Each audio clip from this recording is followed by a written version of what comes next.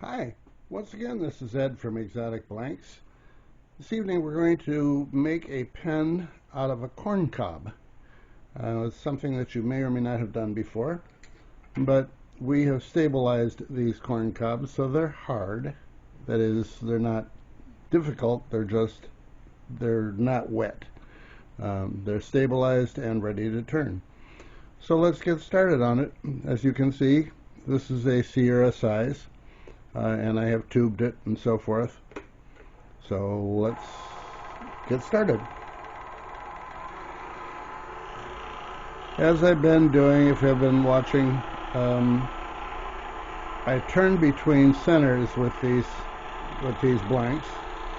These are turned between center bushings. Essentially, this side has got a 60-degree dead center, and this is a 60-degree live center. So it will turn, and this one will be the power. So with that said, it's fairly simple to get started. I like to use a skew, as many of you probably know.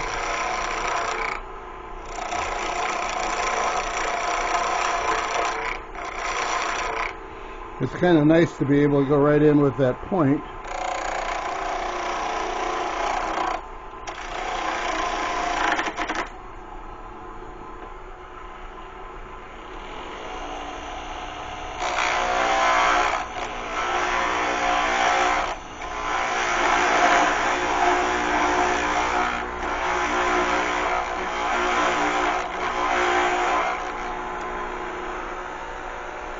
After it gets a little bit thinner, we'll move in a bit.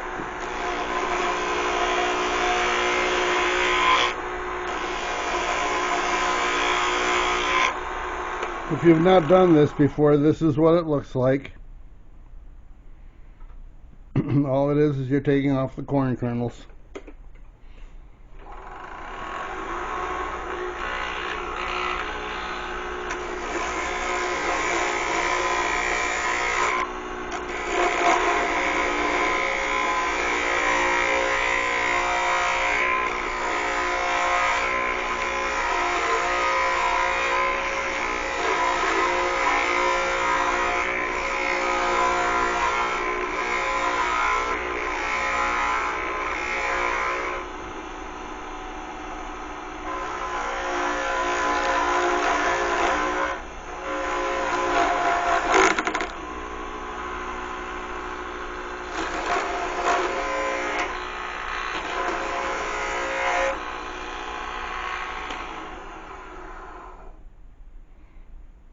Everything's going fine. These are not faced, so if it comes down a little bit, it doesn't make any difference.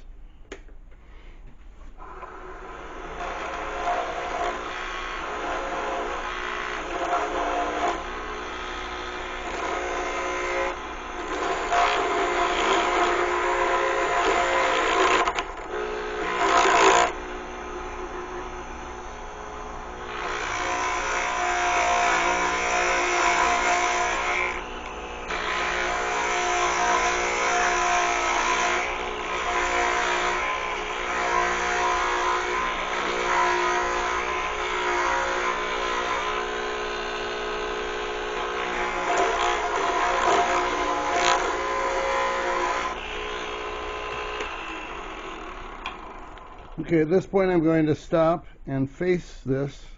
When I do blanks, I don't face them at the beginning because it takes a lot more time. There's a lot more material there that has to be taken off. When you get to this point, you're only taking off a little bit to get down to your tube. So that's what I will do next.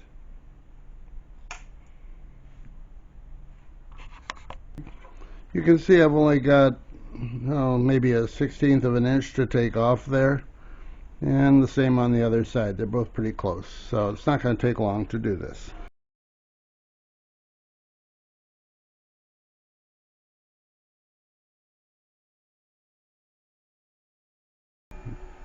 And take it off, and I'll turn it down to about 1,000 RPM, and just start taking off material a little bit.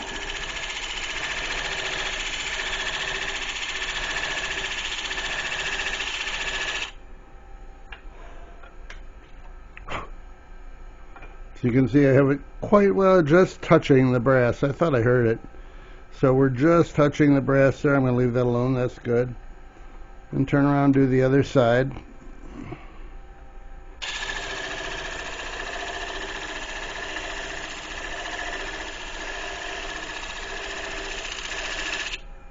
Again, it sounded like it hit the brass. And it did. You can see a little bit of a shine there. It's just starting to hit the brass. So we turn that off and go back to turning.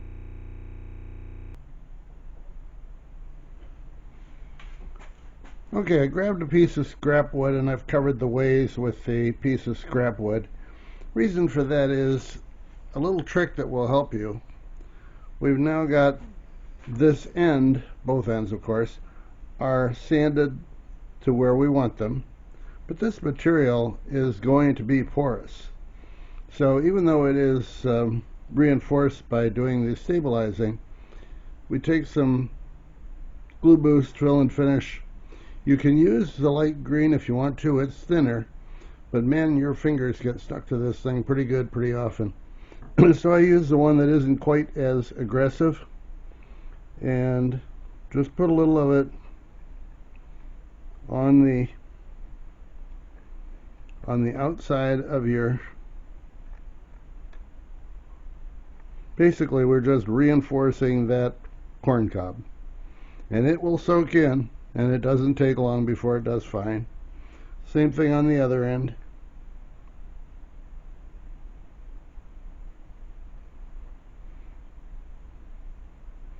And you can see it's going through the tube and dripping on my scrap board. That's fine, but recognize that that means that I'm getting some glue in the tube.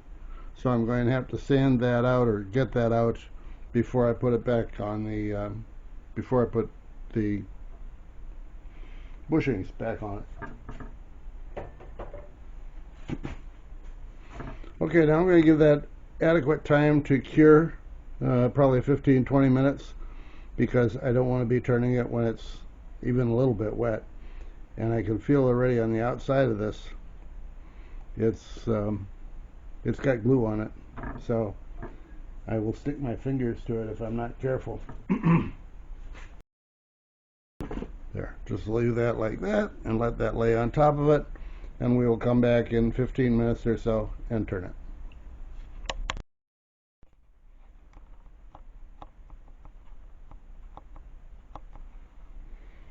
Once again, it's at Exotic Blanks. Once again, we're going to finish up this corncob pen. If you'll remember, we put some thin CA in both ends to reinforce it. And so now I'm going to turn it down to pen size.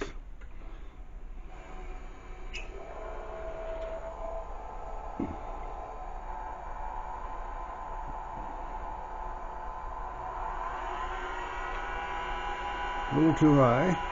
Drop this down just a tad. Move it in a little closer. And now we'll turn it.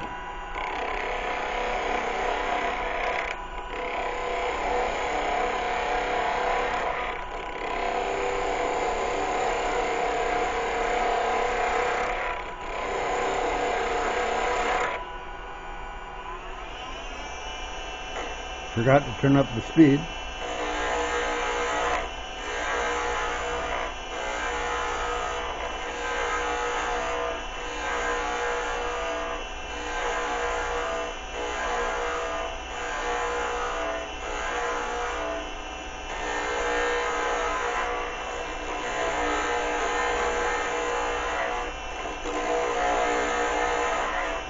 Hopefully you can see that I'm turning with the parallel to the mandrel.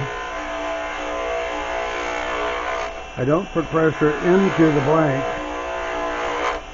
much pressure. Most of what I'm doing is putting pressure back and forth.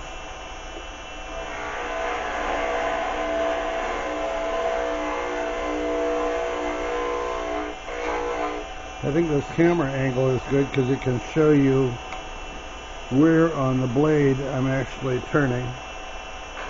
It's about a third of the way from the bottom.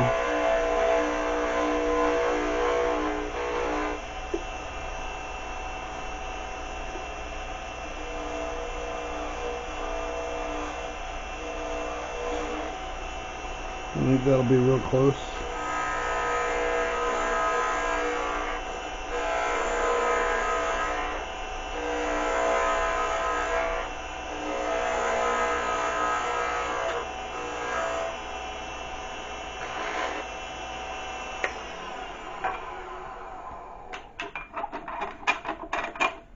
Well, that's what it looks like now. We're going to check and see how the size is. This side is just about right. And this side, yeah, I could take off a smidge. I will.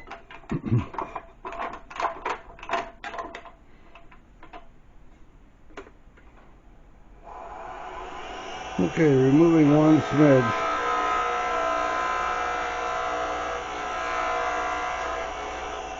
That should be about right.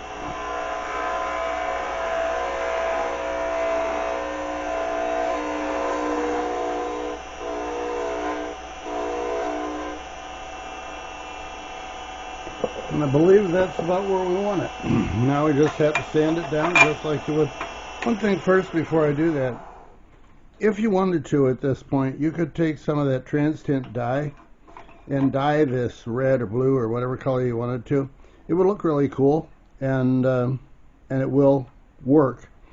If you do that, though, let it sit for a couple of days before you put the CA coating over it. We've not had a problem with TransTint reacting with CA, but I've read reports of other people who say that they're having difficulty when they use it with a dye. They do not say TransTint. Start with 400 grit. Turn speed way down.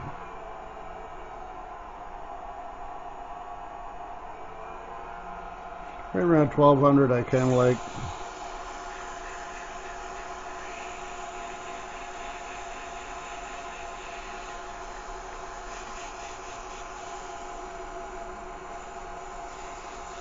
Now with corn, you will see some of the spots that look like they're low. It actually isn't a low spot, it's just that that's where all the corn lines up.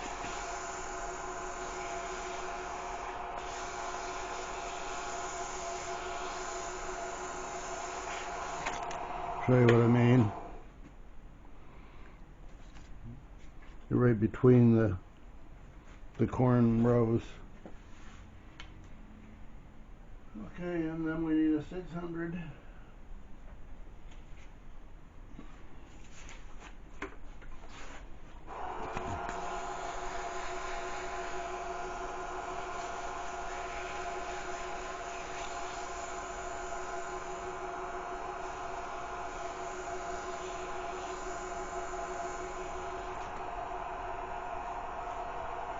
Alright, now we're going to do a GluBoost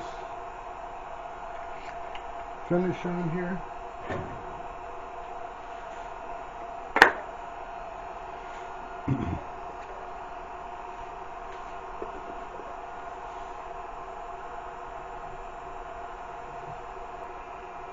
This is the orange label.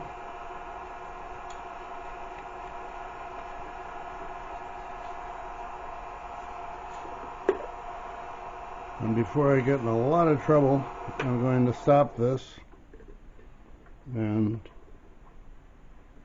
take this off of the bushings. Yeah, while I still can. This one is pretty well stuck on there for the moment, but we can wiggle it back and forth.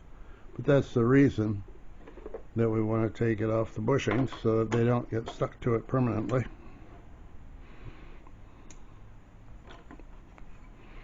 And then we'll continue.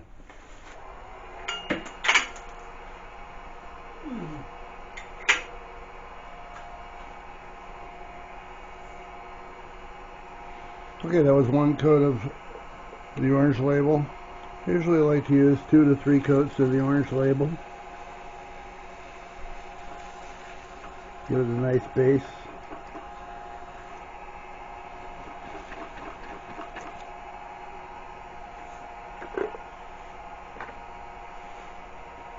And just a spritz of glue dry.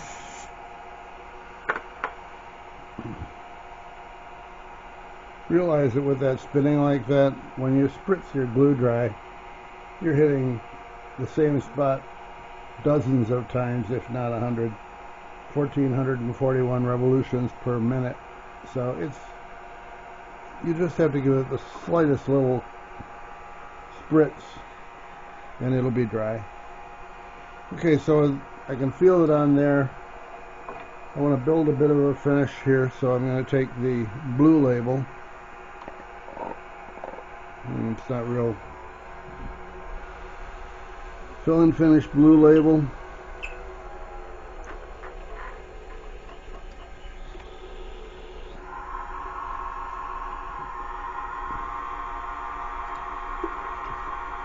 And you can see that that's actually getting on to the,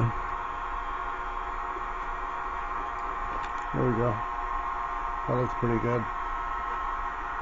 And again, very quick spritz.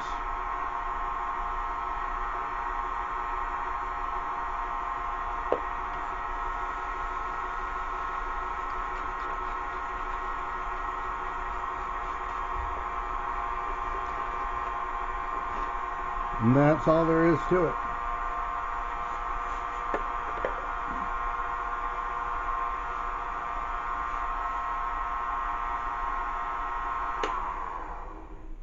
Now again, I'm going to let that cure for a while, and then I will come back and sand it off with 600 grit, just enough to get the highs and lows taken care of, buff it, and it will be done.